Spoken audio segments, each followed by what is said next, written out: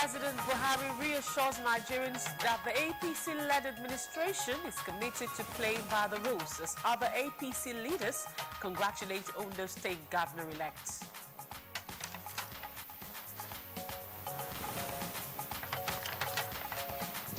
Nigerian Air Force to restructure operational units in the Northeast.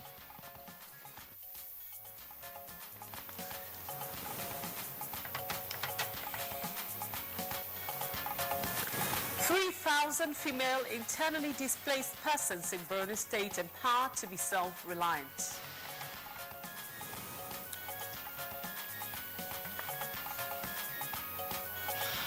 And today on Good Morning Nigeria, we focus on the outcome of the Ondo governorship election, plus the legacy of Cuba's Fidel Castro.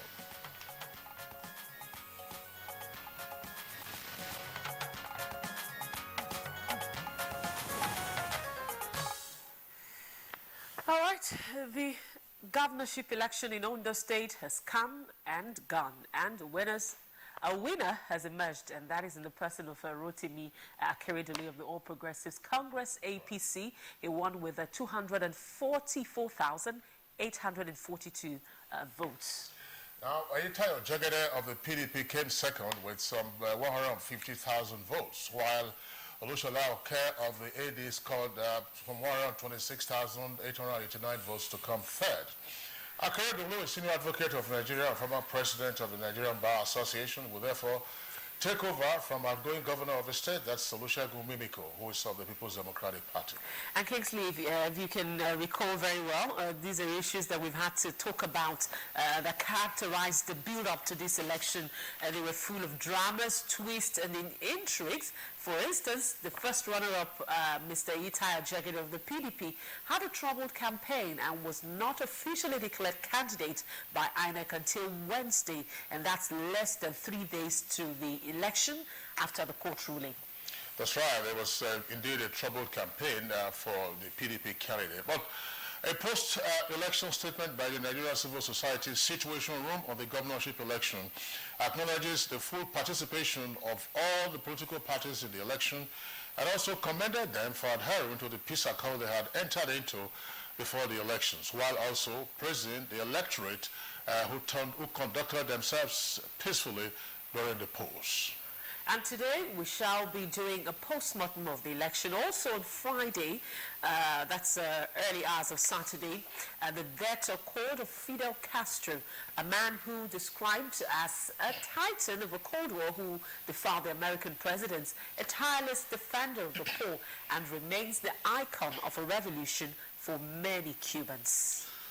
Well, Fidel Castro was 90 years old, and in 1959 he succeeded in overthrowing the Batista regime in his country, Cuba, and then, of course, came on to establish the first communist state in the Western Hemisphere. This, as we said again, after overthrowing the administration of the Batista regime. Now, he ruled, that's to say, Fidel Castro, Cuba, for nearly 5 decades until he stepped down and then handed over to his younger brother, Raul.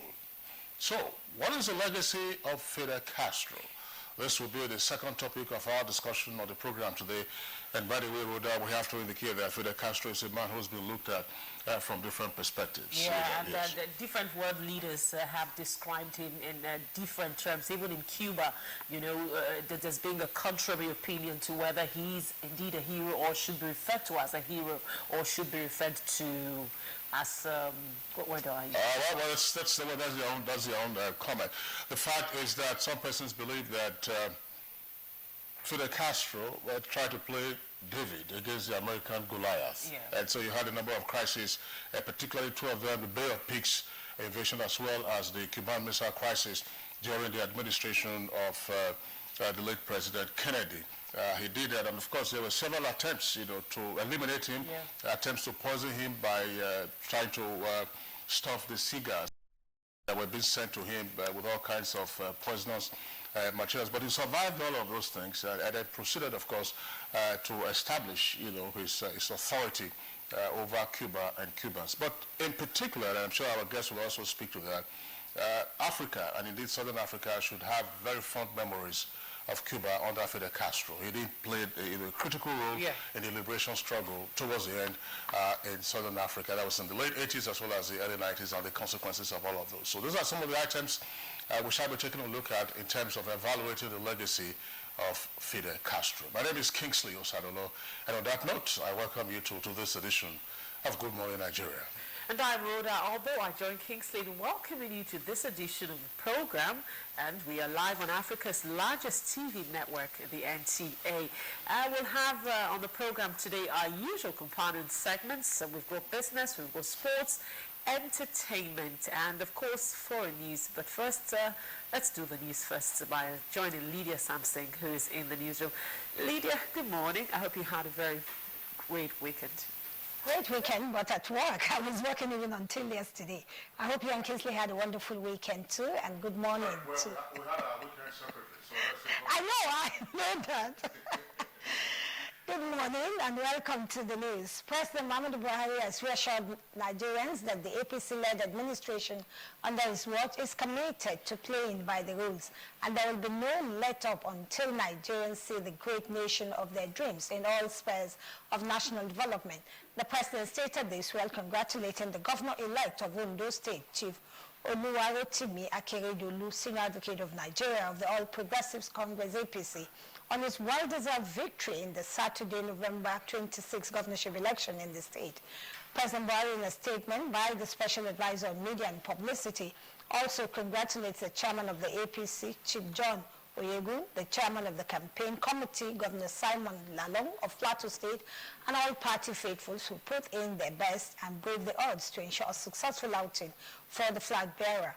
The president also rejoices with the good people of Ondo State who aligned with his own belief that Chief Rotimi Akeredolu, with his pedigree, possesses the quality to transform the state into the Ondo of their dreams. While commending INEC, security agencies, and voters for peaceful conduct, President Buhari calls on other contestants in the election to see the triumph of Chief Akeredolu as the wish of God and enjoins them to work together with him to make the state a truly progressive and economically prosperous one for all.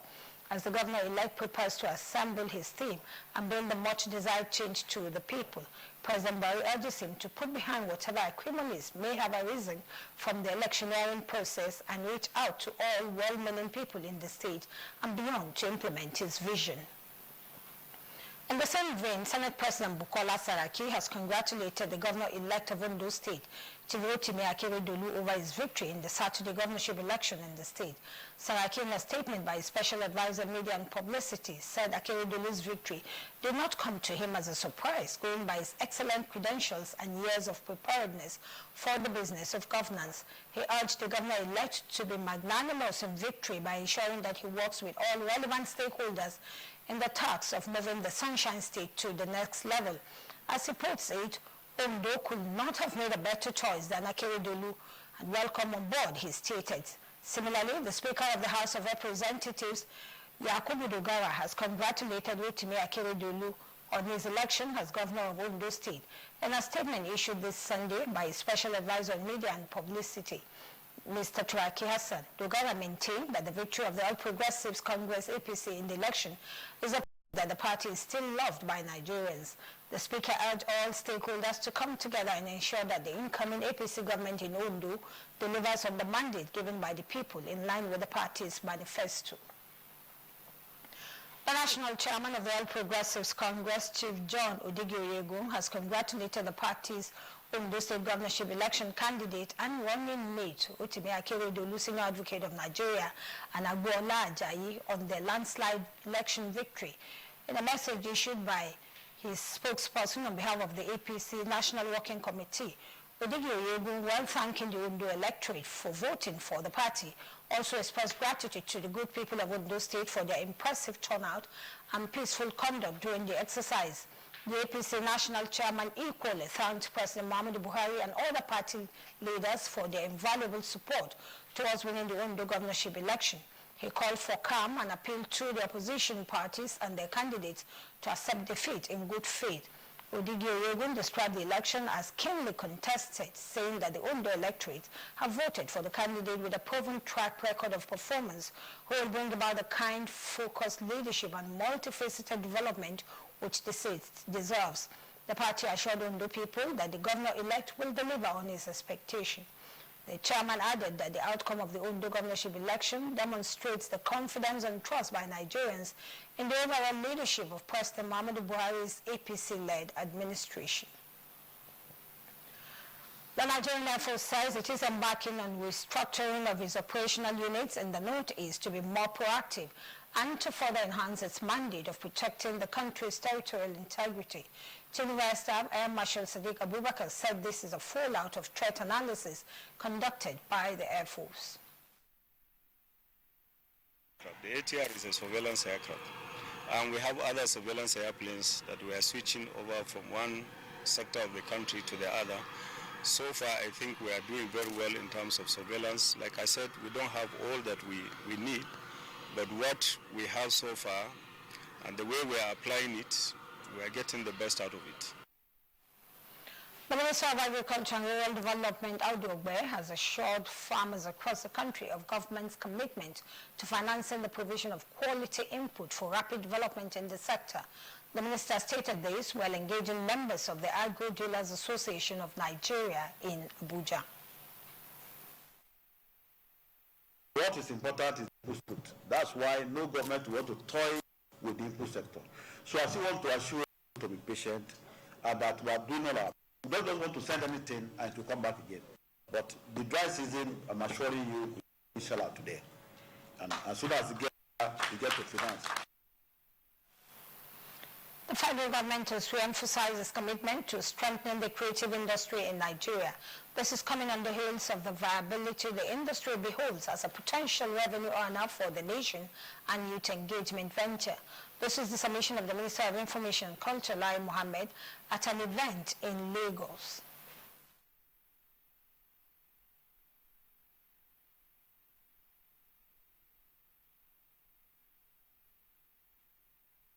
The important thing is to see how the creative industry is now moving from the margins to become one of the pillars of our economy. As peace gradually returns to the Northeast, the Victim Support Fund has initiated a program aimed at empowering female internally displaced persons in Borno State to be self-reliant. Report says that a total of 3,000 women have so far benefited from the program. Continues like that across the competing communities, across the states, Borno will bounce back to its rightful position as home of the economy investment, Nigeria, and estate tax. The church has been reminded of our role in praying for the country and its leaders for wisdom in bringing the nation out of its current economic challenges. This was part of the message at the Apostolic Church Nigeria service in Abuja.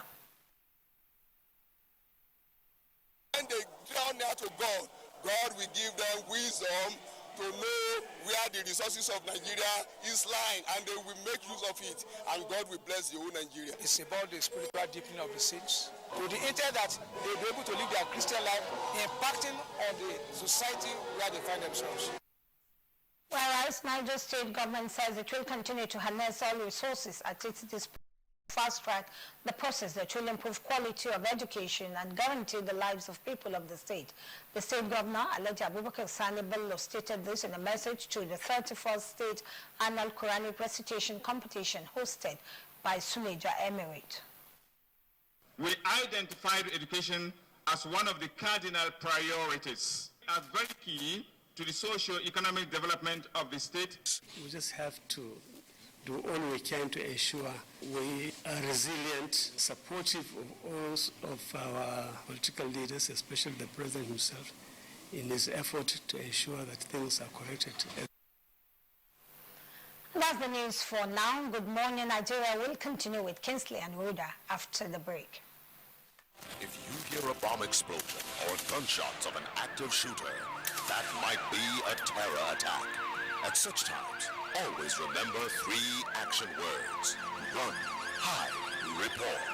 Don't try to run towards the terror scene to save the situation, because there might be a second bomb blast or another attack. Run far away and take cover.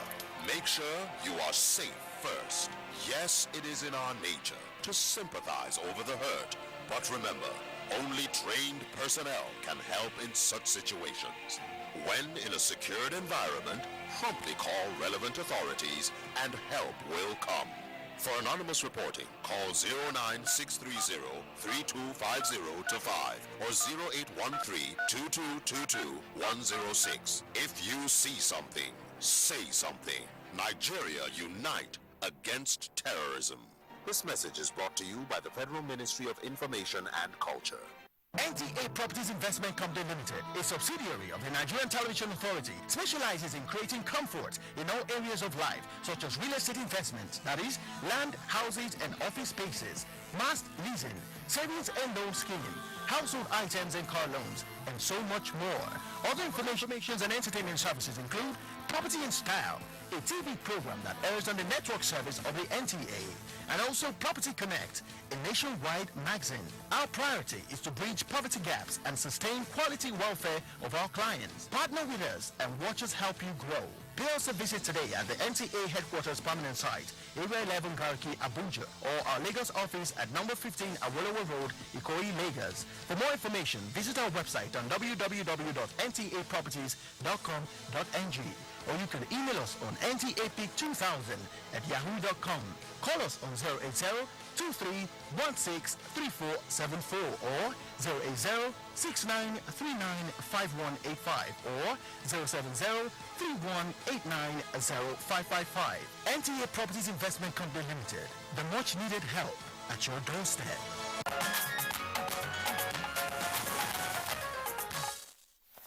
All right, welcome back. If you've just joined us, you're watching Good Morning Nigeria on Africa's largest TV network, the NTA.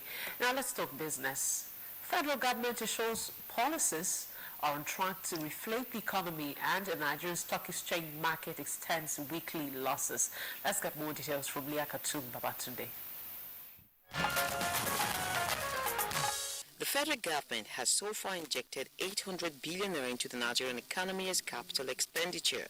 Accountant General of the Federation, Ahmed Idris, in an interview with NTA Business News in Abuja, said the latest tranche of budgetary release is to upscale viable activities. Maintaining fiscal policies would always be in the interest of the economy. And that is the right way to go in terms of ability of the economy to come back again, to create jobs, to create wealth among people and the citizens. All over the Federation, wherever you see capital project, work is going on. The contractors are back to site, meaning more Nigerians have been engaged, and that again is one aspect through which the recession can be attacked. He said government will not relent in its effort to reflate the economy and return it to positive territory. So generally, the policy framework and the policy direction that have been put in place are working. We may not see the results immediately, but I'm confident the result will soon come. Idris said ongoing dialogue between government and people of the Niger Delta region will bring succor to the nation's treasury that has taken a hit from global fall in oil prices as well as activities of militants. The top UN officials have warned that humanity's current pathway with climate change will cause it to plunge over the precipice of instability if unaltered and if the current sufferings of people security is not addressed now.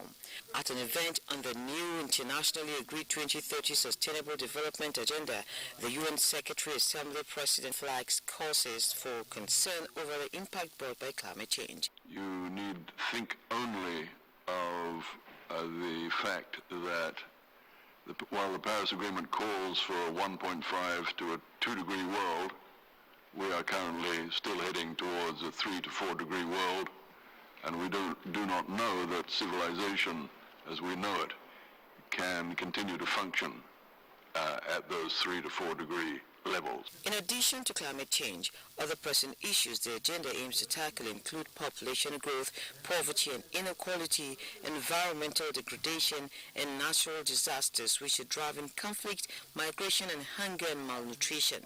FAO Director General Jose Graziano da Silva, World Food Program Executive Director Ethelene Cousin, and Perrine Sitange, Associate Vice President of the International Fund for Agriculture Development, IFAD, stressed the strong partnership that exists between the Rome-based UN food agencies to support countries in achieving the 2030 Development Agenda. Stocks continue to tumble in the stock market, with equities only advancing slightly after the MPC maintained status quo in the last meeting for the year. The gains were short-lived. Let's take a look at latest figures from the NSE.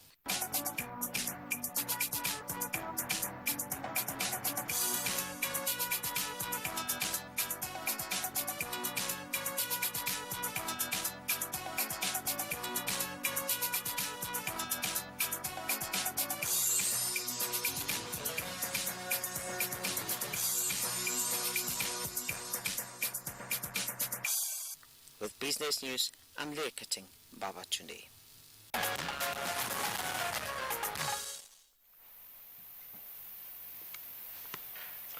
All right, thank you very much there, Leah Katum Babatunde, for the business package on Good Morning Nigeria. Next for us now is a review of the headlines in some of today's newspapers.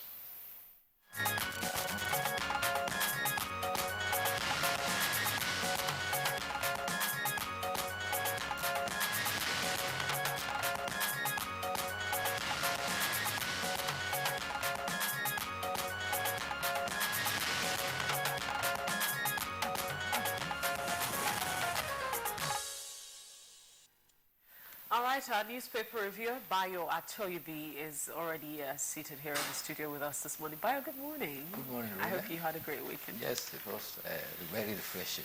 Good morning, Kinsley. All right, Bayo, it's a pleasure to have you here. Let's take a look at the headlines, the lead stories and the three papers I have, and I believe same with my colleague, Ruda. They are focusing on the outcome of the Ondo governorship election. Let's take a look at People's Daily. People's Daily says Buhari to Ondo governor-elect. That's the kicker. Be magnanimous in victory, with the right as PDP contests result. Details of the story can be found on page 5, and there you see the governor-elect driving in a motorcade around the capital. That's in Ondo State yesterday. Chief Rotimi Akeredolu of APC with the Minister of Solid Minerals, Kayode Fayemi, and other APC supporters after Akeredolu was declared winner of the governorship election. For Leadership newspaper, the headline is as follows. With Ondo win, APC inches towards total Southwest takeover. And it has three riders. Akeredolu polls the number of votes that are indicated there. To opposition, accept defeat in good faith. And poll test of party's resilience. That's attributed to President Muhammadu Buhari. And similarly, for the Daily Trust newspaper, is the lead story with a double-decker headline. How APC's Akeredolu emerged Ondo governor-elect. Buhari, Tinubu, and others congratulate winner. And you can see there are two sidebars there indicating the number of votes scored by the three leading candidates in the election, as well as, of course, the number of registered voters, accredited voters, rejected votes, and the failure rate of the card readers.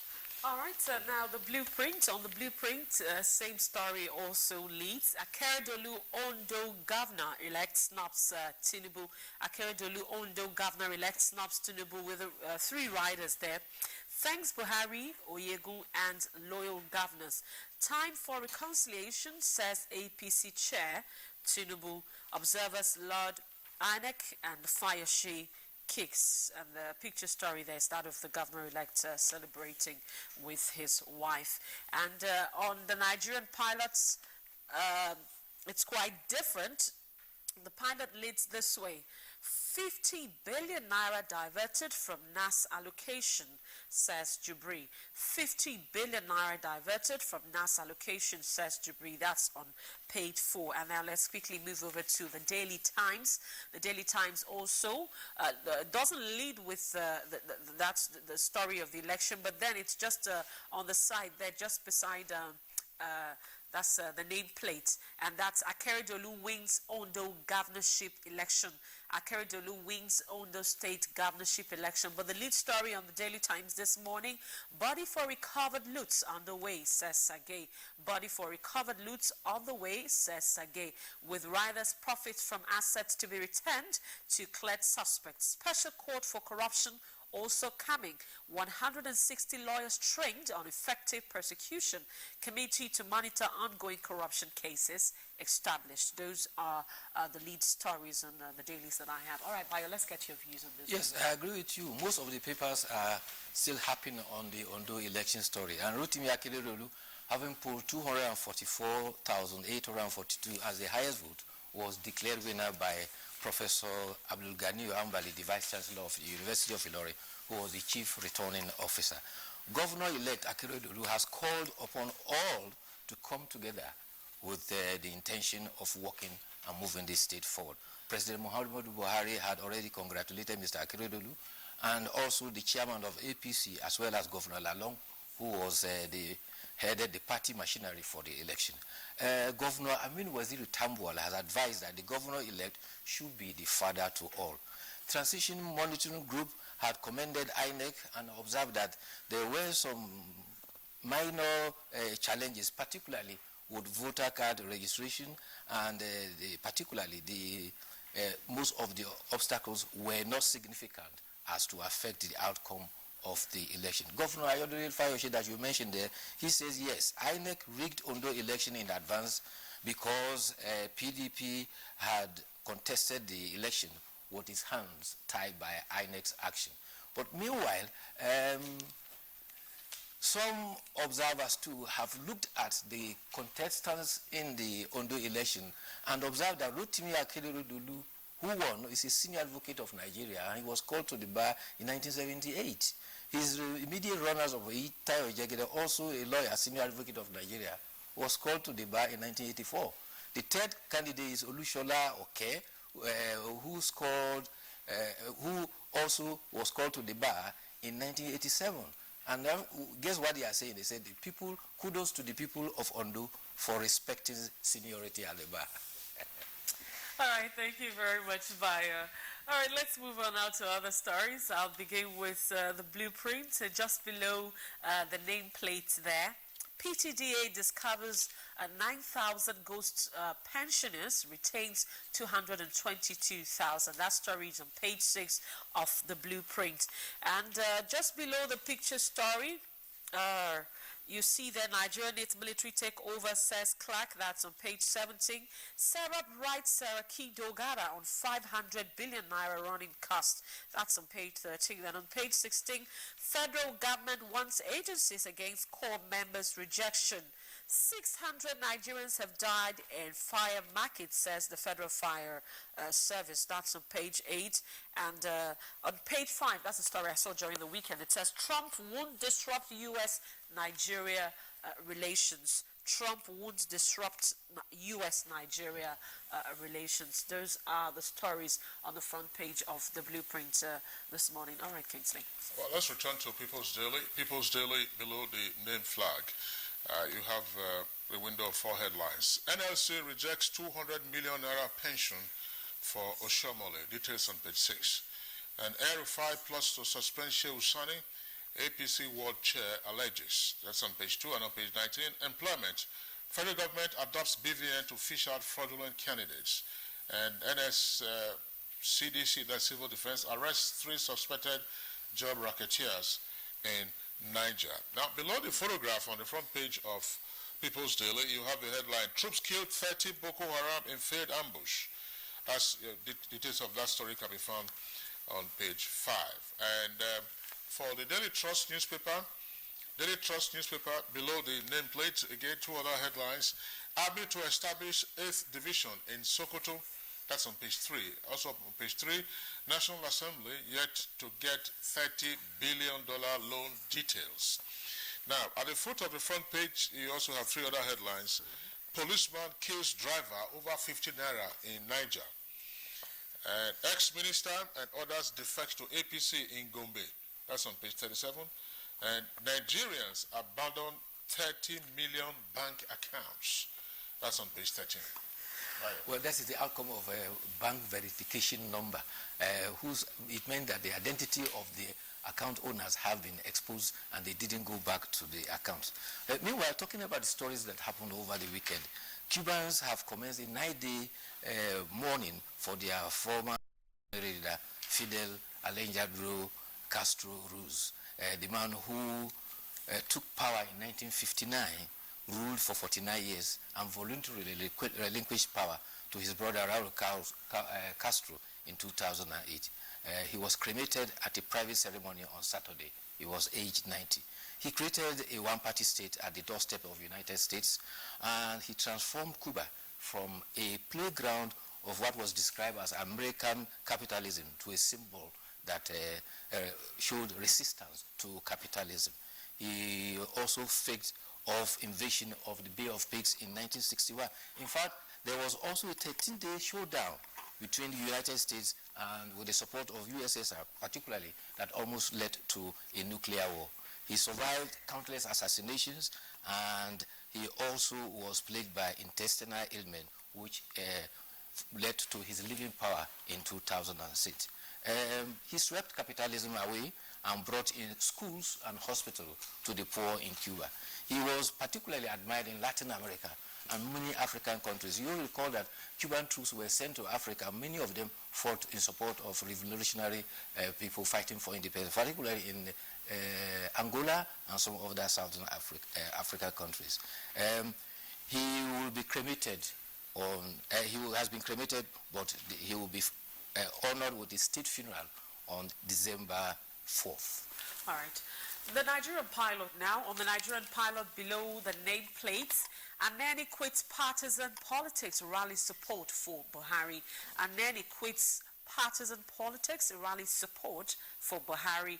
And PDP protest withdrawal of Wike's security aids ahead of rerun polls. PDP protest withdrawal of Wike's security aids ahead of rerun polls.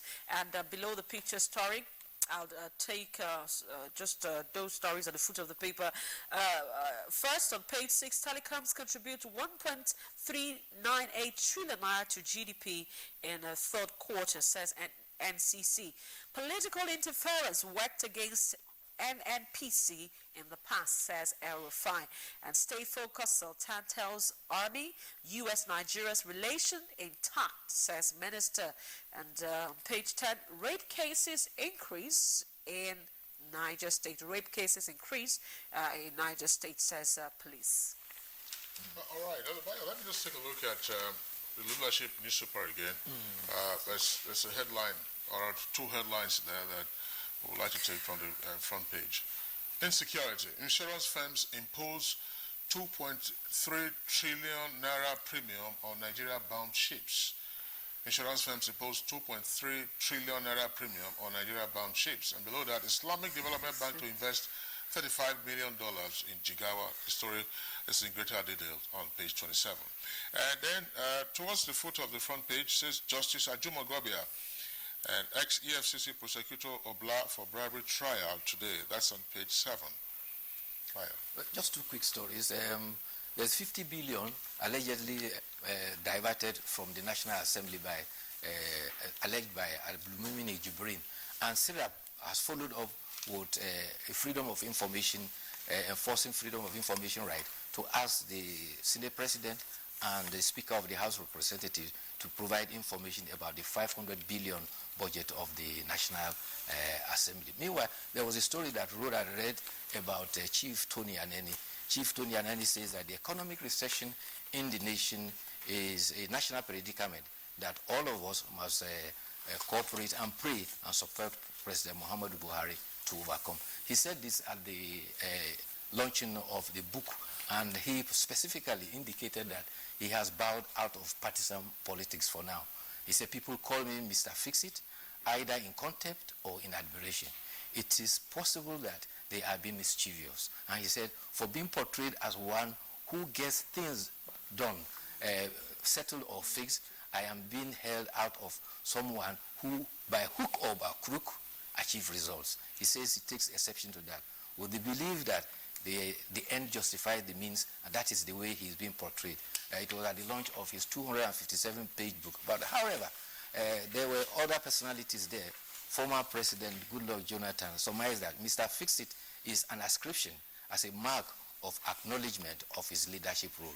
Professor Jerry Gana, who represented General T.Y. Danjuma as presenting the book, also credited Chief Aneni with the Obasanjo, late Umar Musa Yaradua, and Dr. Goodluck Jonathan. Those were evidences of his fixing of the presidents. Well, that's recent history. He was also involved in the Second Republic. Yes. Yes, in fact, he was chairman of the NPN in Old Bender State. As chairman, of course, he had to be involved in the elections that took place at the time. Because at the time, it was President Shehu Shagari who won his re-election in 1983 before the Second Republic was truncated. Baya Toibe, we'd like to thank you for being with us today. See you again tomorrow. Thank you. Tomorrow will be another day. All right, we'll take a short break now. When we return, we are dealing with two issues today: the outcome of the Ondo governorship election, plus the legacy of Cuba's Fidel Castro. Nigerians. Suicide bombers are not spirits. They are not ghosts. They are human beings like you and me. They live amongst us. They are your neighbors. They are your friends today, but terrorists tomorrow. So you must know your neighbor now. Security begins with you and me. Know your neighbor. Be vigilant. Be security conscious. Report suspicious persons, objects, and movements to the police and other security agencies. The security of our nation is a duty for you and me. If you see something, say something. Nigeria unite against terrorism. This message is brought to you by the Federal Ministry of Information and Culture. Experience the unique culture. Enjoy the exceptional hospitality. See the enchanting spectacle. Feel the friendly warmth. Join the celebration at Abuja Carnival Reloaded. It's a celebration of culture, a world-class event. It's a carnival of change. Abuja Carnival 2016. Theme: the creative industry, pivot to economic growth. Destination: Abuja Capital City. Date: December 3rd to 6th, 2016. Abuja Carnival, a truly national carnival.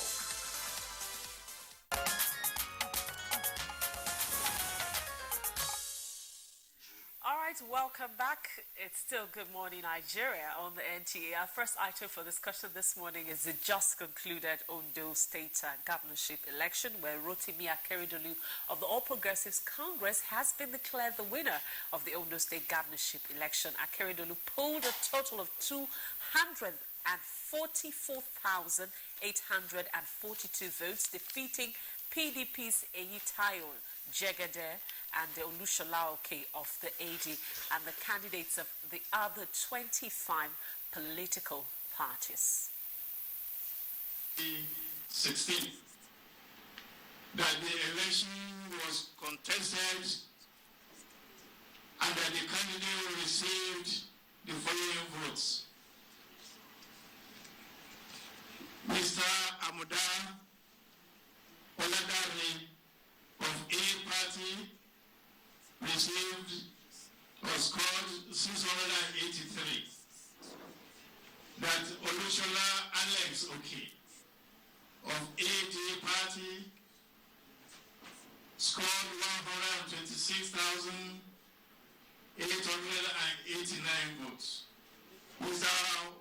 Oluwa Rotimi Odundayo Akeredolu of APC scored 244,842 votes. Mr. Ayepo of NUP scored 159 votes. Oluwasegun Ojiji of PDC scored 1,096 votes. Eyitayo Jegede San of PDP scored 380 votes. Mr. Adeniyi Abiodun Daniel of PPA Party scored 1,610 votes. That Oluwarotimi Odunayo Akeredolu of APC, having satisfied the requirement of the law and scored the highest number of votes, is hereby declared the winner and is returned elected. All right, joining us in our Abuja studios at this time to discuss matters arising from the election and the results just announced there by a returning officer. We have with us in the studios now Mr. Nick Dazang, who's Deputy Director of Publicity of the Independent National Electoral Commission. Mr. Dazang, a pleasure to have you on the program again. Thank you. Good morning, Nigerians. Okay, let's disaggregate the numbers in the first instance, and I get a first sense of what transpired. There were some 1.6 million registered voters for the election. Yes. But when we took on the topic, just on the eve of the election, we understood, our correspondent told us that there were only some 1.2 million who had collected their voters' cards. That's the PVC. Mm-hmm. And so you had a shortfall of about 400,000. Now, of the 1.2 who collected their voters' cards, you saw the accredited number of voters. What figures do you have? And particularly, I would like you to also comment into the rejected votes of almost 30,000. Well, yes. I think what it shows is that just about half of those that were registered participated in the election. I would wish that the participation was higher, but if you look at the trend generally, I think there is an improvement. The last the governorship election recorded about 30% turnout. This one recorded 35% turnout. But the highest we've had in the past 16 years has been the Osun governorship election, which we conducted before the 2015 general elections, where the turnout was about 54%. I think that globally, the threshold is usually about 50%. So I think we have a lot of work to do. The electoral, the election management body, that is INEC, the political parties, civil society, and so on, in mobilizing Nigerians to participate in the process. Yeah, what's your reaction to the rejected votes? Some 29,600, that's close to 30,000. Yes. Was it just a failure of voter education, or the fact, I don't know, what happened from your reports? Yes, generally, when you have that, it's an index of the challenge we have with voided votes. And the voided votes, usually occur as a result of poor voter education in terms of making the voter appreciate how to vote. And that challenge has been there. Even though it is the remit of INEC to do civic education, voter education, and to promote knowledge of sound democratic processes, it seems as if the task of voter education is left to INEC alone and a few of its collaborators like the National Orientation Agency. The political parties don't seem to be doing much in terms of sensitizing voters, and they need to do more.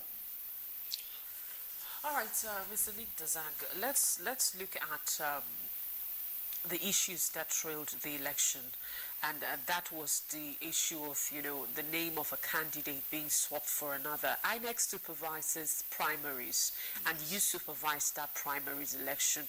Some people would have thought that you would have also gone ahead, even when the court brought its orders to say that you should swap the other candidate to go ahead to defend your actions. Well, the way it works is that even though also it is the statutory duty to monitor primaries conducted by the political parties, when you have a court order supervening, you have to obey that court order until that court order is set aside by a superior court. And that was what happened in the instance of the PDP candidate. Eitai Ojegede emerged as the candidate of the PDP in primaries that we monitored, whereas the other candidate that the High Court said we should recognize, that is Jimo Ibrahim, emerged from primaries that we did not monitor, and in fact we understand took place in a jurisdiction outside the constituency in which he ought to have contested. So there was a challenge with that. But as we were going about with the process, we received the name of Eitai Ojegede, and then on the 14th of October, we now received this court order, ordering INEC to recognize Jimo instead of Jegede. But like I said, when you have that kind of order supervening in the process, in the interim, you have no option than to receive or to obey the court order pending when it is set aside. And thankfully, at the end of the day, the appeal court did that, and we promptly recognized Mr. Eitai Ojegede as the candidate of the PDP. Just 3 days before the election. Yes, but don't also forget that the timetable and schedule of activities for that election was issued 6 months ago on the 2nd of March 2016, and 90 days before the election that took place on Saturday, we issued a notice of that election, which also, facilitated the beginning of campaigns by the political parties. So when you look at it technically, yes, there was a setback, but it couldn't have affected the candidate substantially. Well, how disruptive was all of this? I mean, one day you have a court order directing you to act in a certain way. Another day, another court order comes. How disruptive was it for you as an election management body? Even though on the ballot, it is not the individual name of the candidate that is there, but rather the platform on which they're running. That's to say the political parties. But still, how disruptive was this? It can be distracting. It can be distracting in the sense that you have set in motion a chain of activities. You have articulated activities in that timetable. You have received the name of a candidate, and then suddenly, you receive a court order saying that you should recognize another candidate. It distracts because the kind of attention you ought to have focused on what you are doing, part of it is taken away by that distraction. So we must admit that, these court orders also have their own challenges, particularly when they are conflicting. Thankfully, in this case, it wasn't so, and it was resolved ahead of the election. But then, let's look at the issue of card readers again. Yes. Card readers failing again. And the question that comes to mind is, when would the issue of card readers failing be resolved? And also, too, I'd like you to also speak to this, if it was true or not. One of the candidates, Olushola Oke, also complained. Now, that's an AD candidate now, not the PDP or APC, saying that the number of people who had registered, who had voted, who had been registered with the card reader, that is, who had been registered with the card reader, was higher than the number of people that had voted. No, I don't think it is correct. What I know is that we had a total of 11 smart card readers that malfunctioned, but there were also cases in which the card readers did not capture the biometrics of certain individuals, and we had to resort to the incident form. And I recall particularly the case of the PDP candidate.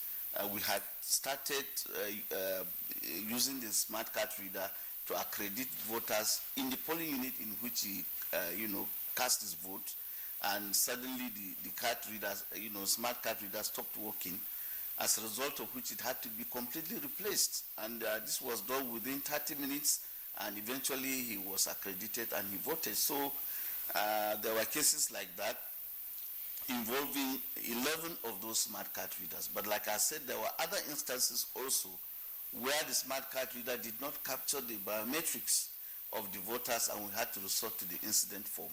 So we are looking at that challenge.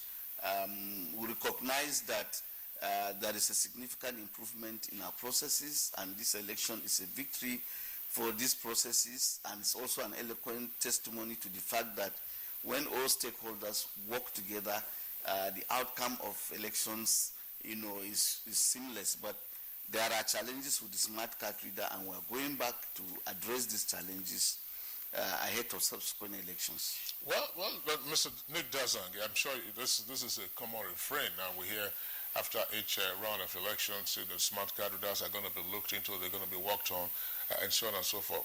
What are the underlying technical challenges with the smart readers? Are they susceptible to hacking or some other undermining activities?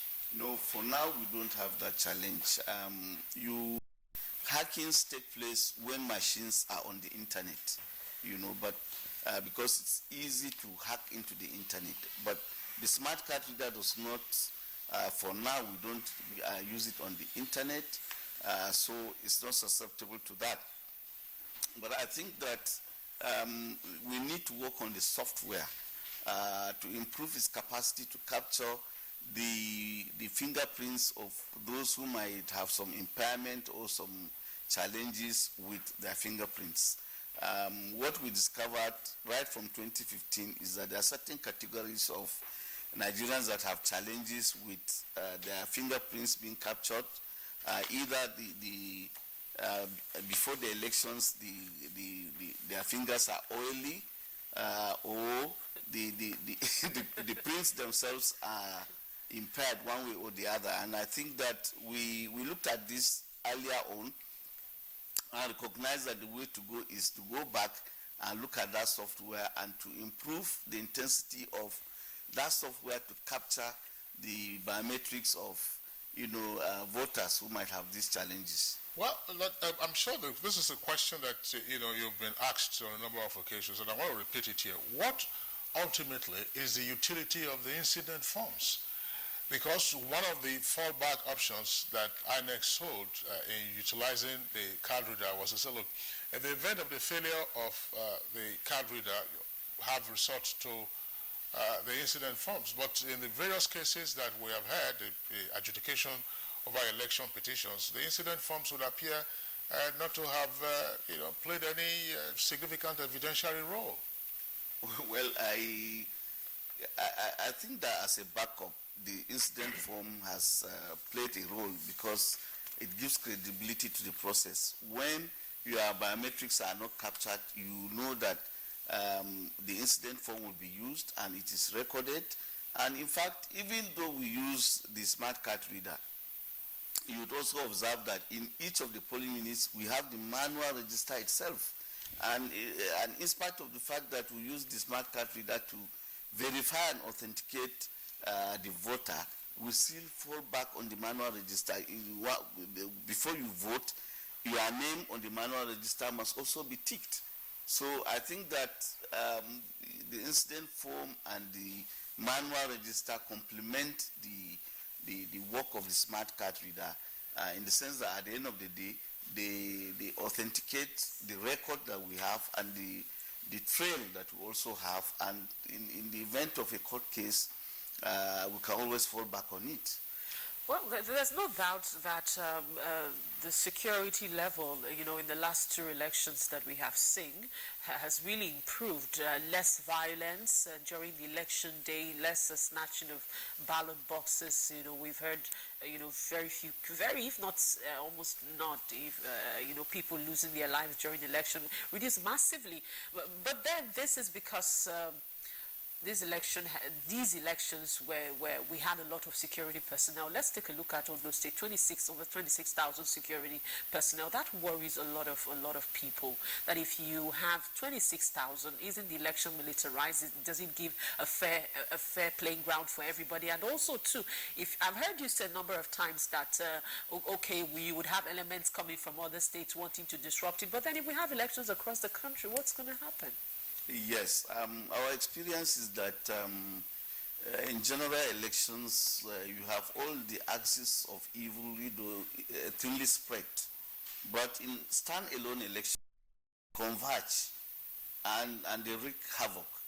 So general elections are generally easier to conduct in terms of security, in terms of the capacity of people who do bad to intervene in the process.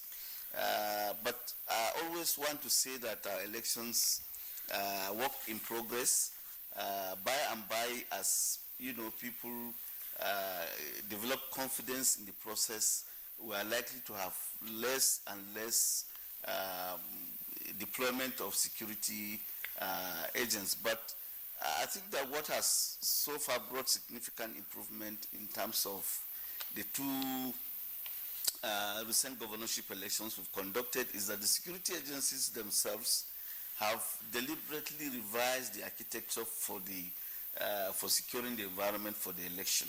You know, in time past, what used to happen is that in the immediate polling unit, you have a ring made up of police men who are unarmed, and then you have another second concentric ring where also they are not armed. But this time around, we have a second ring that's armed, and we also have an intervention unit at the ward level, so that once they receive any report of violence taking place, they intervene. And I think that the knowledge also by stakeholders that this particular arrangement is in place sends to send the message home that, look, if you do something untoward, the security agencies are there to check that untoward development. But the way to go, like I said, is for people to develop confidence in the process and to appreciate that you don't need to visit violence, you know, on the process before it works. And by and by, we'll get there. Well, Mr. Dazan, which brings us to the next point. You have your interagency security arrangement, at which the top echelon of the election management body also participates. I asked this question on the eve of the election, where the Deputy Force Public Relations Officer indicated again that there was going to be a total lockdown from midnight on Friday. And the question at the time was, why don't we make exceptions, you know, for interstate highways? Last Saturday, for instance, the number of man-hours lost, the frustrations suffered by many persons who ply the Shagamu Expressway. Shagamu is in Ogun State, for instance. There's no election there. And then you have persons coming from east to west and west to east and different parts of the country. And then you also have other major arterial roads.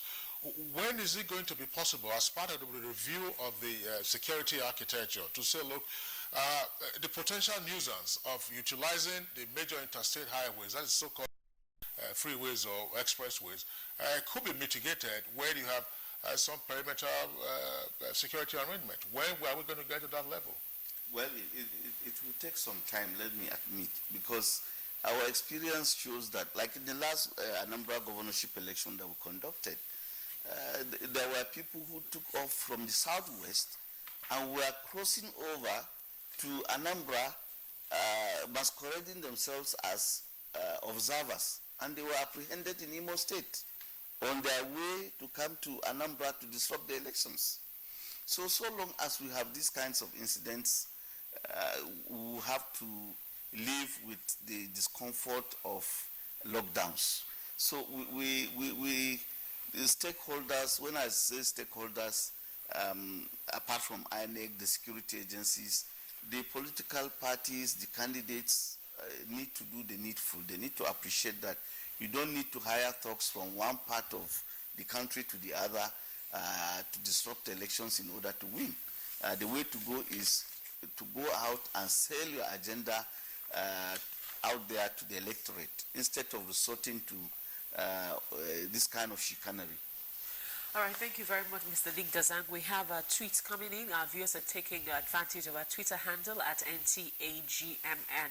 And of course, as we read the tweets, would also like you to address some issues that our viewers would be talking about. The very first one is from Nasiru Shamu. He says, a vote of confidence on APC Nigeria, Buhari, an improvement conduct from INEC, and a wise decision by the people of Ondo. And then we have this from Shitu 10. Shitu 10 says, a good sign. It shows that INEC Nigeria is not the reason for inconclusive elections, but politicians are. We can now give INEC a break. And this one is from Polite Elite. He says, Ondo election is a clear indication that democracy have come to stay in Nigeria. Not even the power of incumbency can influence it. And Sonny Michael Omakoji has this tweet. My worry about Ondo election is the number of security agents deployed, amounting to 26,000. Why this huge number? And Sonny Michael Omakoji tweets again, our constitution provides at least 90 days of active campaign for each aspirant before the election. Thus, Ondo's situation is pathetic. Eddie Freeborn has this tweet. Ondo election rigged. All right. And then we also have this one. This is from Mike Anyakwo. It says, though INEC did not handle PDP crisis well, the governorship election in Ondo State was an improvement on previous ones.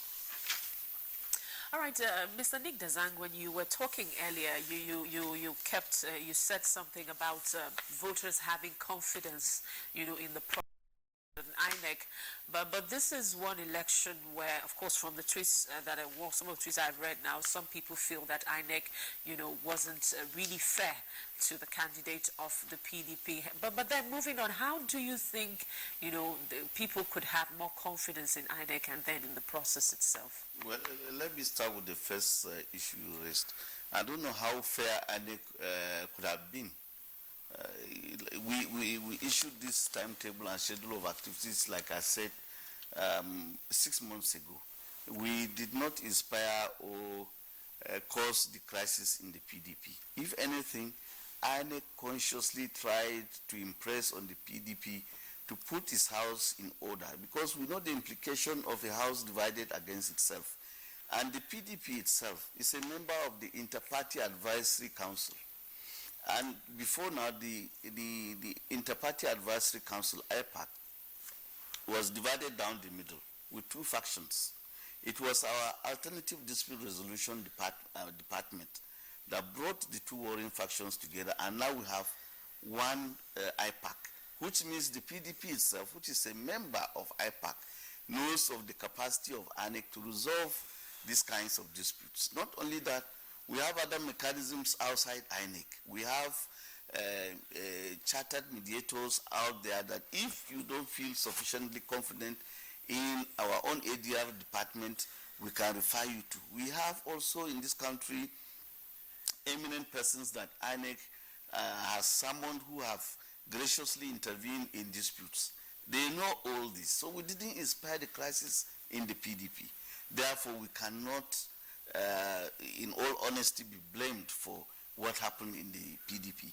Secondly, of course, some of our core values are to be fair, to be transparent, to be impartial, to provide a level playing field. But these values have to be modulated by the law. We operate strictly by the law. We are governed by the Constitution and the Electoral Act. And if someone goes to court and obtains a court order, INEC is obligated to obey that court order. And we have said severally that one of the principles that we will abide by is to obey court orders. All right, Mr. Nindozang, that's one point I would like you to address. Yes. Ondo has part of its territory in riverine communities. Yes. And there were reports of some losses suffered by INEC. I think there was a boat mishap or so, and they lost materials. But how was it conducting the election in the riverine areas? Is there a sense in which the voters in those areas probably were shortchanged?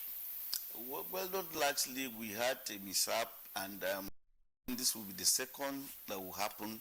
I think there was one during the 2015 general elections, and but increasingly we have recognized the need to collaborate, especially with the Navy and the police too, as a marine department, and we work with them, and that has also mitigated the incidents. The mishaps would have, I think they would have been on the upsurge, but the efforts of the Navy and the Marine Police have also, helped us significantly. In time past, we used to have worse incidents, than this, but going forward, we'll continue to collaborate with them to mitigate these kinds of accidents, because for us, all lives in INEC matter. We regret whenever these things happen, You cannot replace life.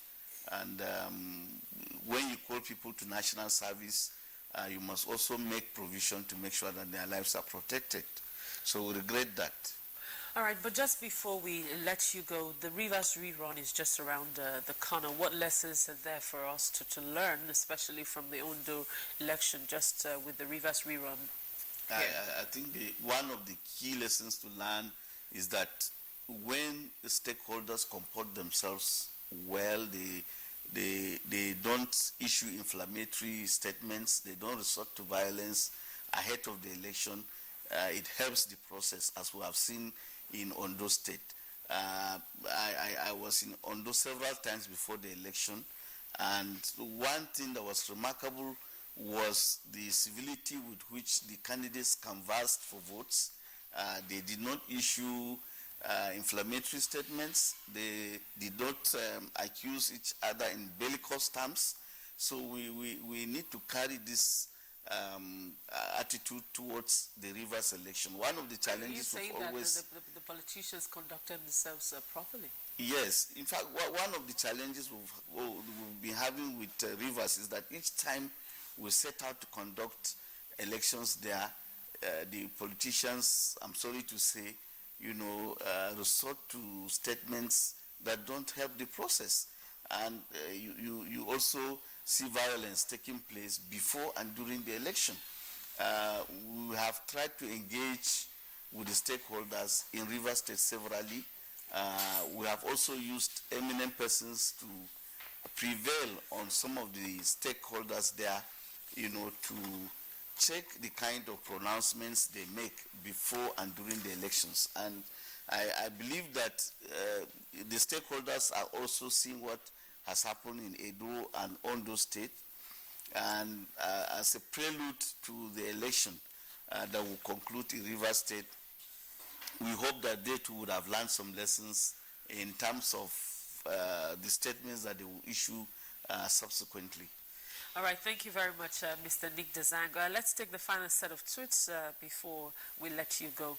The very first one is for Chibuzo Jonathan. He says, I'm not really happy about the Ondo election because Nigeria is lacking opposition party and it's dangerous for our growth.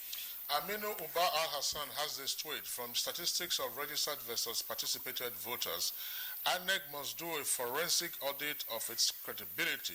Skeptical voters register. Ibrahim Tudu tweets, INEC has done well, but I'm sure sooner or later card readers will spell doom for INEC. They refuse to overhaul the system as, of course, 2019 is here already. And then Chibuzo Jonathan has another tweet. Said, no matter how bad people talk about Fayoshe, we need such a person in our politics. Strong man. Please vote opposition party too. And the final one is from Umar Sami. Umar Sami tweets, congrats, Mr. Rotimi, but my question is, can he deliver his land? All right. Well, these are questions not meant for Nick Dezang to respond to. The opinions of our viewers who've been listening to our take on the outcome of the Ondo governorship election. Mr. Nick Dezang, Deputy Director of Publicity, INEC, would like to thank you for being part of our program this morning. Thank you for having me. Okay, we'll take a short break. When we return, we'll be dealing with the legacy of Fidel Castro.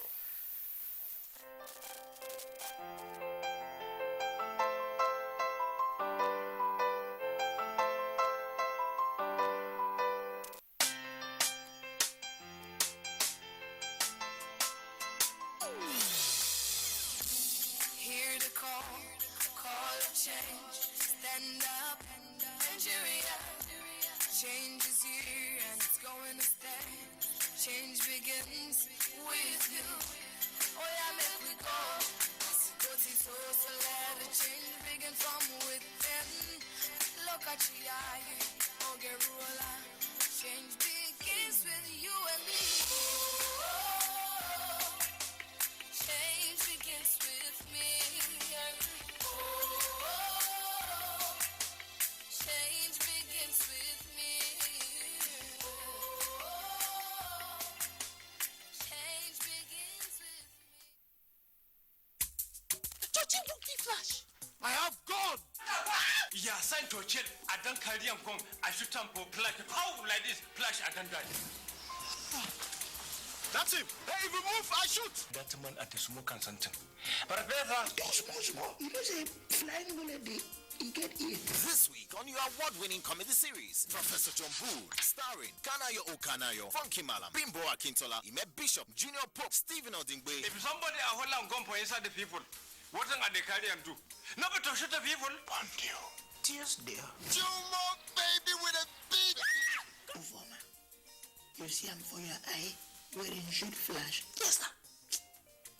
Professor John Bull, fasten your seatbelts this Tuesday and Friday, 8:30 to 9 p.m. on NTA Network, International, and Star Times. Church, please, touch it. I beg in the name of God. Over and out. Welcome to the new speed of life.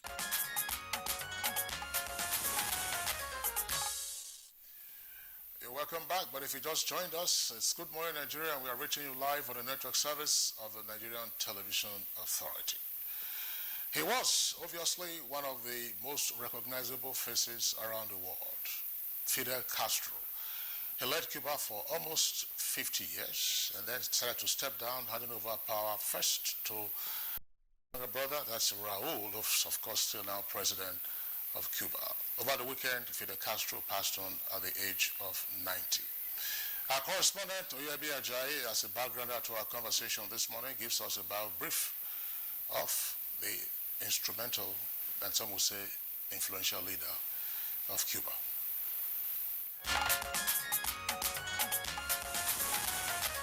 Cuba's former president Fidel Castro died at the age of 90.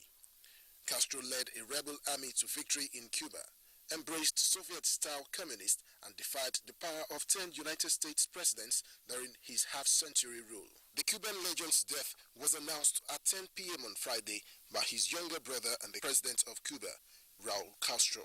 Castro's reign over the island nation was marked by the US-backed Bay of Pigs invasion in 1961 and the Cuban Missile Crisis a year later that brought the world to the brink of nuclear war.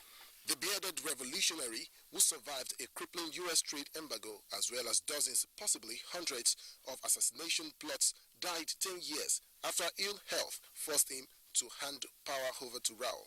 Castro overcame imprisonment at the hands of dictator Fulgencio Batista, exile in Mexico, and a disastrous start to his rebellion before triumphantly riding into Havana in July 1959 to become, at age 32, the youngest leader in Latin America. For decades, he served as an inspiration and source of support to revolutionaries from Latin America to Africa.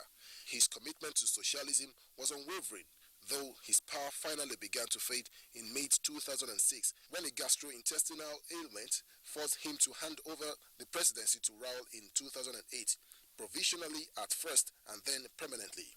His defiant image lingered long after he gave up his trademark Cohiba cigars for health reasons, and his tall frame grew stooped. Desaparezca la filosofía del despojo y habrá desaparecido la filosofía de la guerra. Desaparezcan las colonias. Desaparezca la explotación de los países por los monopolios. Y entonces la humanidad habrá alcanzado una verdadera etapa de progreso. He survived long enough to see Raul Castro negotiate an opening with U.S. President Barack Obama on December 17, 2014, when Washington and Havana announced they would move to restore diplomatic ties for the first time since they were severed in 1961. Castro attended Jesuit schools, then the University of Havana, where he received law and social science degrees. In retirement, Castro voiced unwavering support as Raul slowly but deliberately this system he had built. Fidel Castro was born August 13, 1926 in eastern Cuba's sugar country, where his Spanish immigrant father worked first recruiting labor for U.S. sugar companies and later built up a prosperous plantation of his own.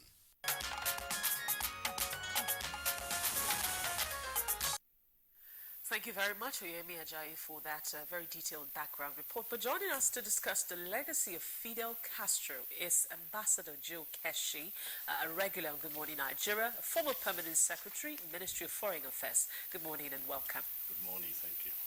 All right, and also we have here in our studio Professor Okelo Ocholi. He is an international affairs analyst, and he's joining us this morning on Good Morning Nigeria. Good morning and welcome. All right, Kingsley. All right. Well, let's begin on the diplomatic front with Ambassador Joe Keshi. There was a footage shown in the course of the bio brief of Fidel Castro at the United Nations, giving what was reputed to be one of the longest speeches in the hallowed chambers of the United Nations. That was in 1960, of course, before Joe Kennedy, John F. Kennedy became president in January of 1961. The relationship between the U.S. and Cuba was a testy one until recently when there was a rapprochement with President Barack Obama. How much on the diplomatic front would you say that Cuba, under Castro, tried to rewrite diplomatic history? Well, I think we need to put everything in perspective.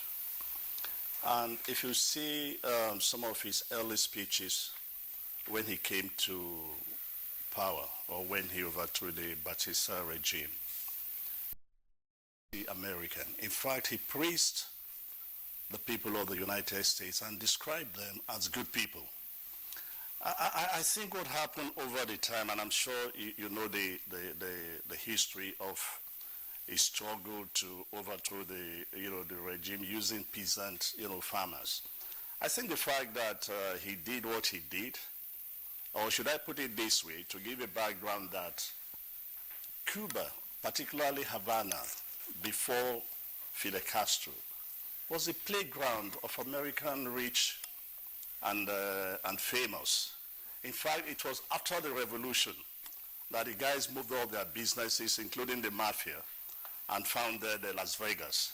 So you can have a clear picture that is the casinos, the hotels, entertainment, everything, So he did not actually expel the Americans per se. If you look at one of the great movies that was made on the revolution, I think the title was The Last Flight from Havana, you will see that when he got to the airport, on the day of the revolution, when he entered Havana, he got to the airport and there was this frightful crowd of rich and people so scared that this hot-headed revolutionary will kill everybody. He just said to him, look, you guys can go if you want to go. And subsequently, of course, for so many reasons, he nationalized American businesses and interests in the United States. And that's for 50 years defined the relationship between him and the United States.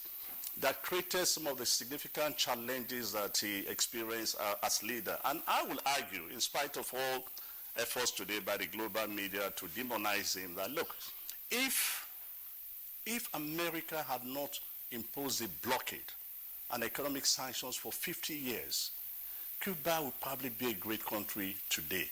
Even with the economic blockade and everything, Cuba still remains a very resilient society. He survived 10 American presidents that did everything humanly possible, including trying to poison him with his cigar, including setting up women to poison him. Look, they just did everything, not to talk of is it the Bay of Pigs and the Bay of Pigs, the Cuban Missile Crisis, and the rest of them. But they survived. He built a great health system, to the extent that Americans themselves traveled to Cuba for medical care because it was cheap. He built a very good educational system as well. He helped, of course, helped the continent of Africa in the liberation struggle. So we need to put everything in perspective and balance the lives and times of Fidel Castro. Yes, he was a dictator, quote and unquote. But guess what? I have no idea of led a revolution in this world that was not a dictator. The great leader of Singapore, there are those who will tell you that he achieved what he achieved in Singapore at the cost of human lives. So this is what we need. We need to put everything in perspective and appreciate the circumstances in which he ruled Cuba for 50 years. Well, we'll come back to you, Ambassador Keshi, but there are other two guests we have here. Professor Ochuli. This is a man who is gone. Yes. So let's get your take on what you consider to be the legacy of Fidel Castro against the background of diplomatic rows with the U.S. as well as whatever else he did around the world, particularly in Africa. I think Ambassador Keshi has done an excellent job of giving a panoramic view of Fidel, especially in the face of very cynical propaganda that the American media and to some extent BBC has been carrying, trying to demonize him. I think we have to take into account the fact that these were a group of brilliant young students from rich families who were the kind of people who would want to go into hotels and entertainment places as young people and witness the humiliation of Cuban women by these rich Italian mafia types and the contempt that they had for Cubans. And I imagine that his own father would have been also complaining about how these people treat even people like him who are now rich and so on. And so from very early, he would have imbibed this hostility to those who oppress others. And when they tried an adventurous revolution and it failed, and they fled to Mexico. From Mexico, they started plotting what to do, how to come and take power. And when they arrived, I mean, only 20 of them survived out of 80. They were being ambushed. The CIA had leaked information about their leaving Mexico for Cuba. Those of them that survived, they went into the mountains, and we should assume that they took a lot of time to work out their chances of success, what attitude to adopt towards the Americans, what kind of support the Americans would give Batista, and what relationship they would have with the Soviet Union, with the communist countries, and so on. And I think they also came up with the notion that what later on they called it, let us create more Vietnams for the U.S., which is to say, let us start fires everywhere in the third world against the United States so that they will disperse their military operations and will weaken them. And that, combined with their hero, Jose Marti. Jose Marti had said, all humanity is our territory. So wherever there are human needs, that's where we are going. So we are not illimited by territory. And if you are from a small island, it's very attractive to think of your country as bigger than the little island. And so I think Castro ended up giving the world a legacy of we must be concerned about poverty, suffering, humiliation, oppression everywhere in the world. And if we can help, we must help. 2 years after coming to power, he was already 55 doctors, nurses, and technicians to go and help the Algerians in 1961. In 1963, he sent in 700 troops to help Algeria fight against Moroccan, hostility. By the time, 1965, he was in Guinea-Bissau, sent in doctors to Guinea-Bissau, supported Guinea-Bissau with ammunitions and so on. And what Ambassador Keshi just said is, but they are going into Angola in 1975, when it was very clear that the South Africans were heading for capturing Angola, Luanda, the capital of Angola, and preventing the MPLA, movement for the popular liberation of Angola, from taking power, because they thought these are communists. These people are going to be sympathetic to the African National Congress. They will be sympathetic to SWAPO, the Southwest African People's Organization, and that will mean that South Africa will be the next target. So let's prevent, let's go and seize and colonize, and the Americans encouraged it. So the Cubans took this decision that no, we must go and support MPLA.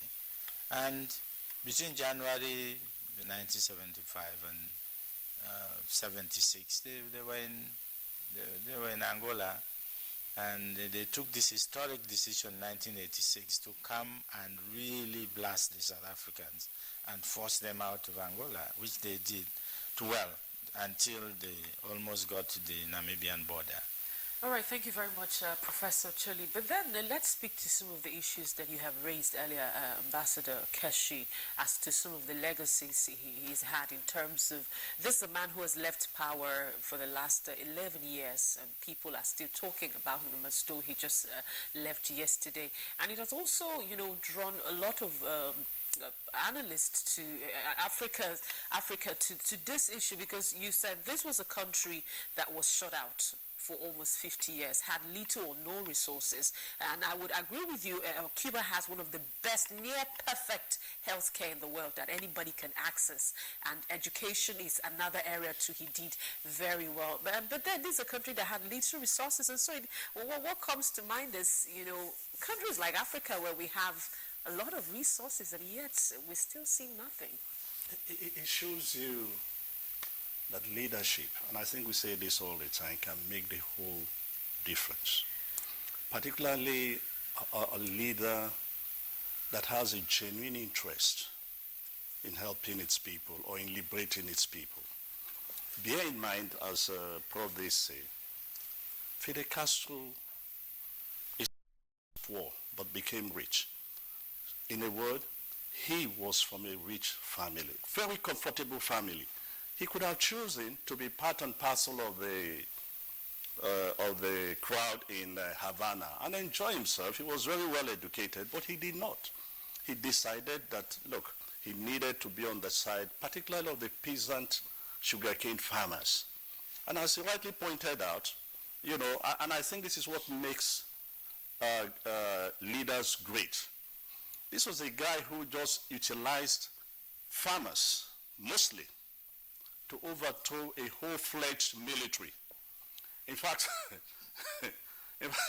I remember one day in my days in the University of Ibadan, going to see one of my lecturers, and I saw lots of sleepers in front of his office.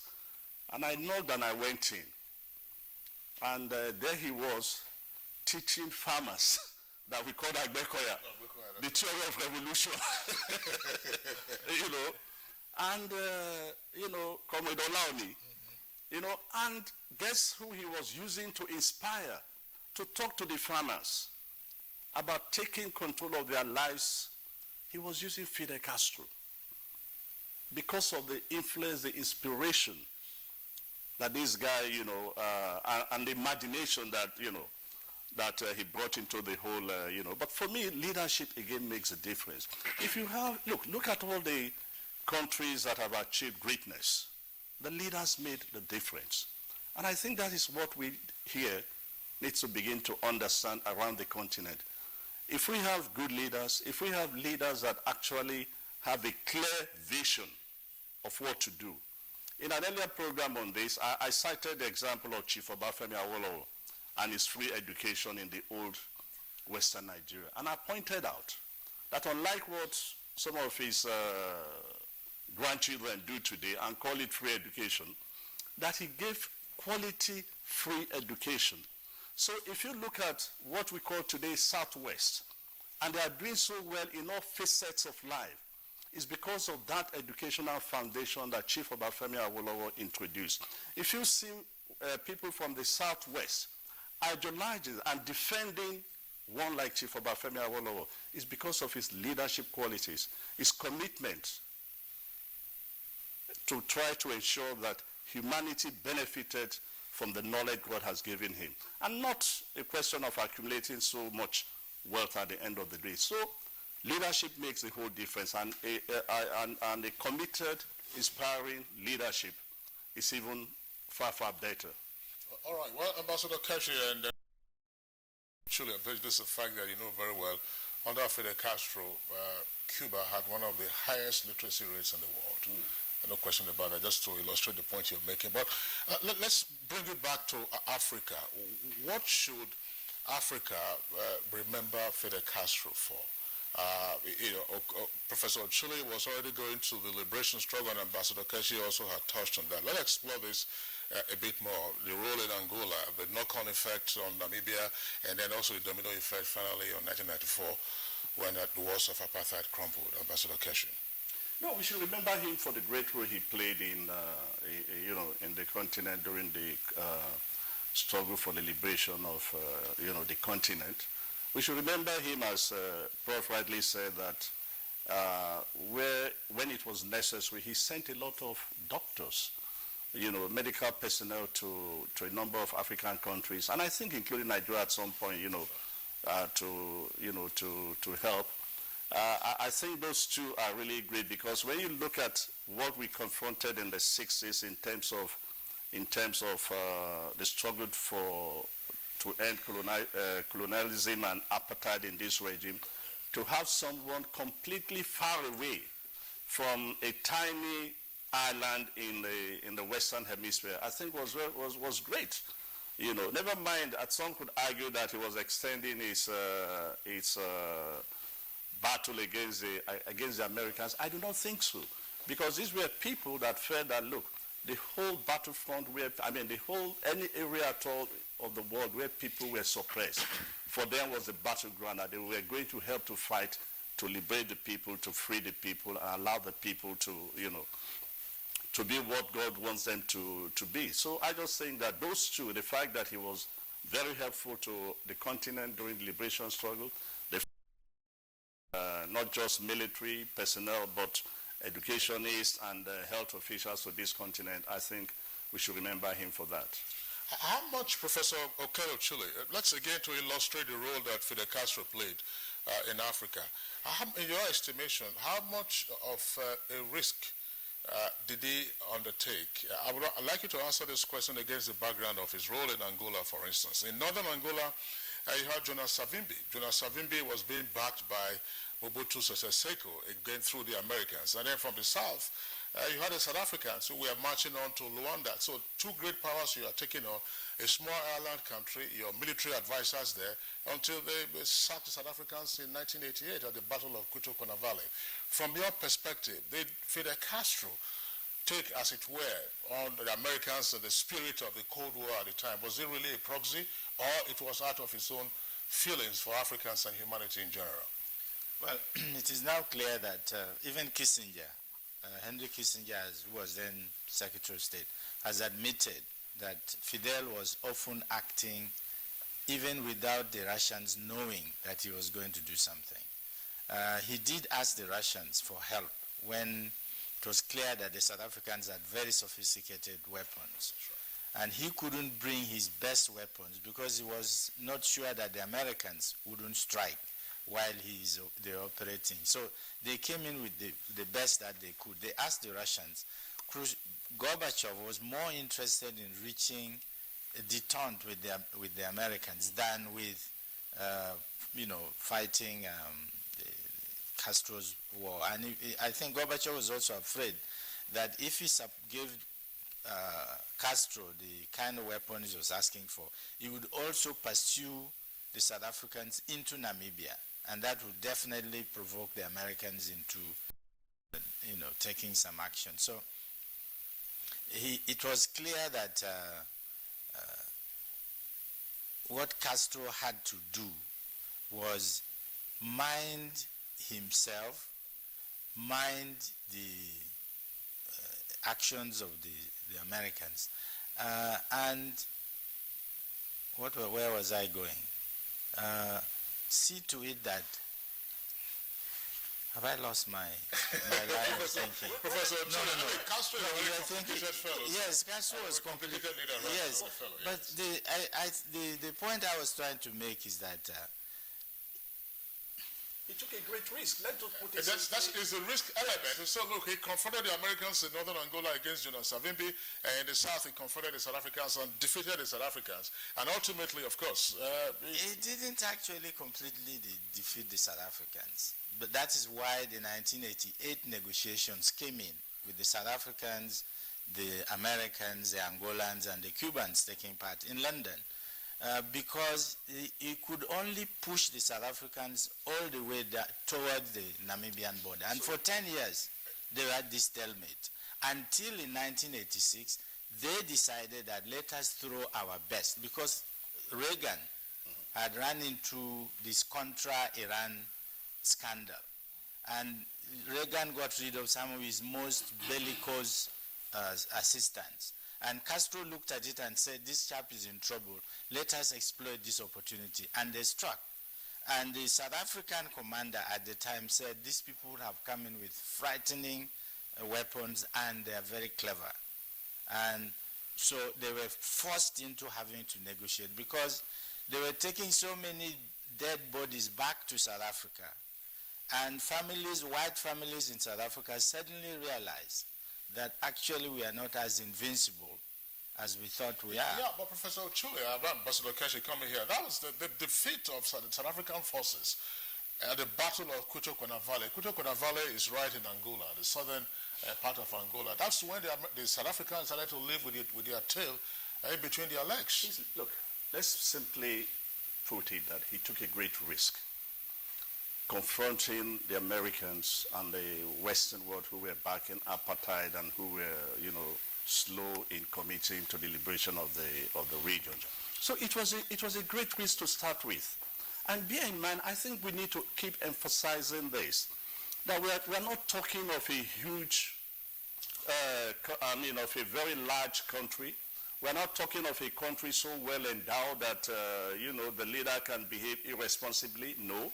We are talking of a small, tiny island. At that time, I'm not even sure if the population was up to, people. And they took the risk. It's 11 million now. They took the risk to extend help against, bear in mind at that time, the characters that ruled the United States. They felt mighty. They felt they could use military might at any given time against anybody.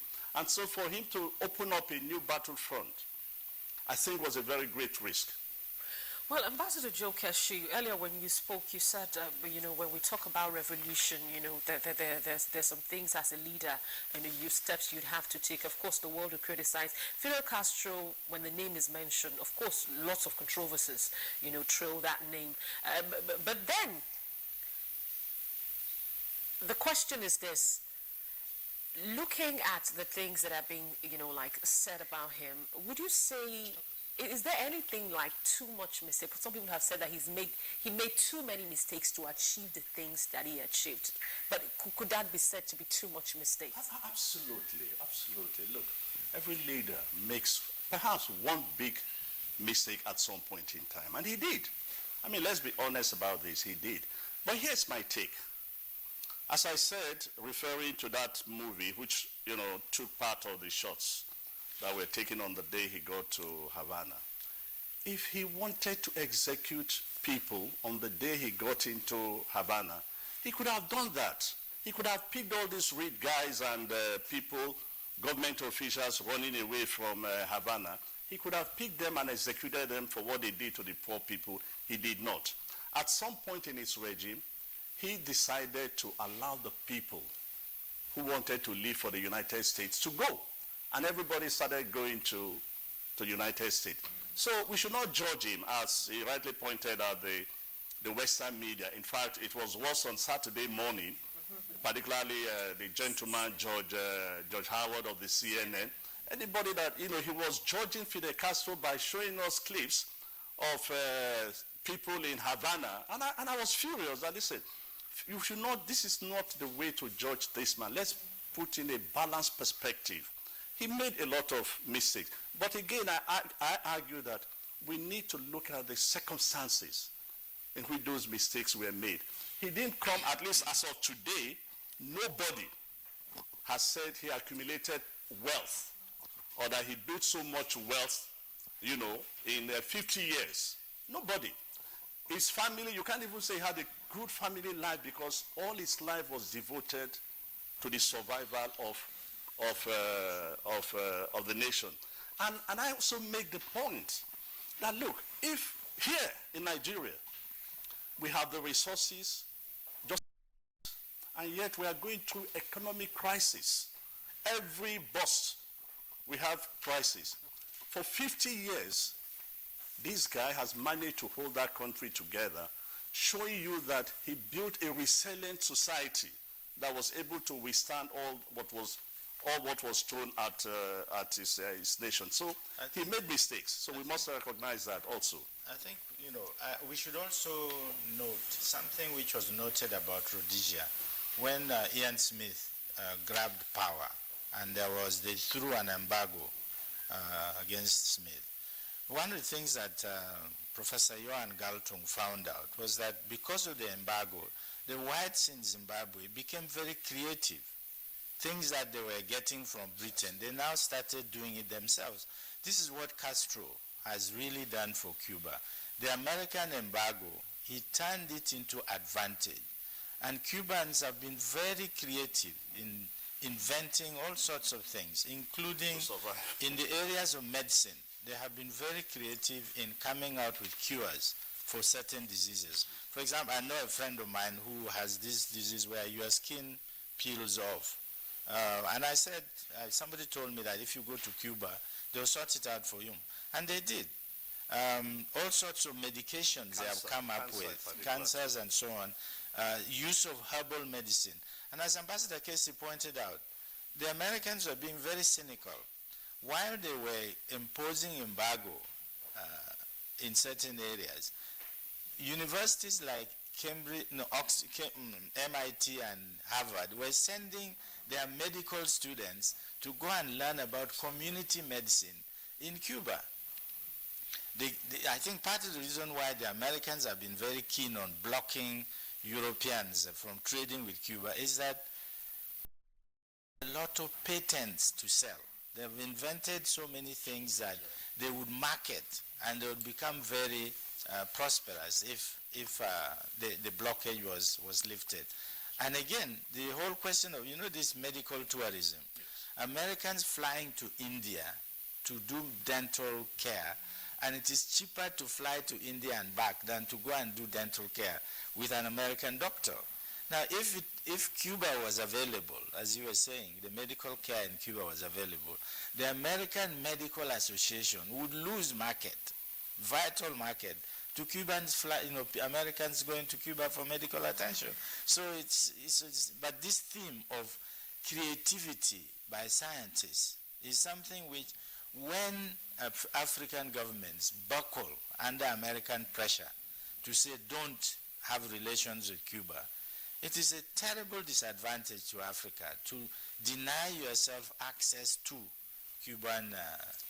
I was wondering, well, thanks, Prof. and Ambassador. Of course, just on the health issue, when Hugo Chavez of Venezuela passed on, one of the comments Fidel Castro made, he himself was already out of power then, was that he always warned the young man, to be careful and to also look after his health, not to overexpose himself to the influences of negative forces, who, of course, are his political international enemies. But one point I would like us to address, there were, as we know, a series of assassination attempts on Fidel Castro. What did this speak to? I mean, was it the intelligence, or the Cuban people just loved him and therefore they were able to stave off these attempts? He was very creative. Yes. He was a very creative person. For example, he would anticipate that I'm doing these night journeys across Cuba. I suspect that the Americans would try to wait along the way. So at the last minute, he would change his route and they would miss him. I'm not so sure how he escaped that explosion of cigars that they put explosives in the cigar to blow him up. How he did it, I have no idea. But that issue of creativity is something which, he was a genius. There's no question about that. And I suspect that when it comes to questions of assassination. It is one brilliant group against another brilliant group. His own intelligence people would have been working overdrive, like the American intelligence operatives would have been working overdrive to catch him. All right, thank you very much, Professor Choli. Ambassador Keshi, finally, I'd like to know from you. Although Fidel Castro has been out of power for some time now, his brother Raul took over, but some people have said, okay, he's had some influence. Some have said, no, he's not had. What will a Cuba without Fidel Castro look like? What are we likely to see in the coming years? Are we seeing the Western influence? Are we going to see that coming back, or? Yeah, to a large extent, we need to realize that in the last 50 years, the world has changed and has changed dramatically before us. So you should expect that the people of Cuba are part of the global community, and that as they look at the rest of the world, with some of the progress that has been made, they too will begin to demand for some changes. And I think that some of the changes would come. When you take a look at what happened after the death of Chairman Mao Zedong in China and subsequent development, you will see that gradually the change, it was an internal change driven by the people and by the leadership of the Chinese leadership that survived the Cultural Revolution and the rest of it. So we should expect that gradually, with time, a younger generation will change Cuba. But the fundamentals that Fidel Castro built about a proud, resilient people, I think will remain for a long time. All right, well, gentlemen, and my colleague Rhoda, just to indicate that we have reactions already from our viewers. The point about the various attempts to assassinate Fidel Castro, obviously, of course, without looking at it in hindsight, it used to be part of the CIA manual to eliminate them, whether Patrice Lumumba, Maurice Bishop of Grenada, and so on and so forth. These were activities that obviously indicated the impunity of one of the world's most powerful countries. Let's take the tweets now. Ibrahim Tudu. Fidel Castro was not a dictator. He loved his country. One man's dictator is another man's freedom fighter. And this one is also from Ibrahim Tudu. He says the tremendous in the health sector in Cuba to protect lives may have erased his mistakes. Even the U.S. seeks for Cuban doctors. And then we have this from Ibeneme Dominic. He says Fidel Castro, like Gaddafi, was a benevolent dictator that had the interests of his people at heart. He was a true leader. Mike Anyako tweets, successors to Fidel Castro's legacies should open their country to the outside world. Abdullahi Onishabi says via tweet, Fidel Castro can never be forgotten as a symbol of stiff resistance to world powers, particularly the USA. Ortega tweets, Fidel Castro's death marked the best legacies of a man who believes in freedom of the poor and a say for the voiceless. Olusegun Dosunmu, Castro was a true hero amongst his own people and, of course, Africans. I'm glad he was able to witness the end of the feud with America. And of course, this one, Ortega tweets again, there is a good reason for every freedom lover to celebrate this great man, Fidel Castro. Abraham Victor tweets, a great leader can use any available resource to do great things rather than complaining. Fidel Castro proved it. And Olusegun Dosunmu tweets again, I think I'm enjoying the freedom history class we all are having. Thanks to everyone in the studio. Fidel Castro was a gem to the Cubans. Again, Ortega says, revolution is not a bed of roses. Revolution is a struggle between the future and the past. And he says, hash Fidel Castro. And those are the tweets that we have from our viewers. We want to thank you all for sending in your tweets, and of course keep sending in those tweets. On this note, we want to say thank you very much to our guests for joining us this morning. I want to just say one little thing, okay, which ought to be emphasized, and I think Professor Olukoye Ransom Kuti wanted to emphasize this. The way the Cubans train their doctors to go into rural areas and disadvantaged slum areas and work in those areas. You know, normally, certainly in the American Medical Association, medical studies are so expensive that students will have taken heavy loans. And when you graduate, especially if you also go for surgery, you want to recover and repay your loan as quickly as possible. And so you can't afford to go to the village or to the ward. And so you prefer to stay in a rich environment where you can get rich customers. Cubans emphasize go to the rural people. All right. Thank you very much, Professor Chuli. Thank you for coming on Good Morning Nigeria. Thank you. And finally, a very big thank you to Ambassador Joe Keshi, former Permanent Secretary, Ministry of Foreign Affairs. Always a joy talking with you. Thank you. May I also thank NTA for this, because Saturday morning I was really furious. But the message to NTA is that please, within the limits of your resources, do the best you can to be part of the global players. Because tweets coming in from Nigerians, it's very interesting that actually there are other perspectives that the world must know, not just one-sided, perspective from the Western media. So we pray that NTA will go global, very global as one of these days. Indeed, Ambassador Keshi, we are global. I mean, the program Good Morning Nigeria is uploaded every day on YouTube, and then we have viewers who also sending their comments from important capitals. And we're streaming live. And we're also streaming live, so we have comments coming in from the US, from Canada, in fact, North and South America, Europe, on a regular basis. Ambassador Keshi and Professor Chuli, thanks again for being with us. Moving on to our companion segments, and we're taking sports. Soccer, we have two stories there from the local scene as well as, of course, from the English Premier League, where Jose Mourinho again stumbled to a draw, and of course he was sent off the pitch. There's our sports desk. Kano Pillars picked the first win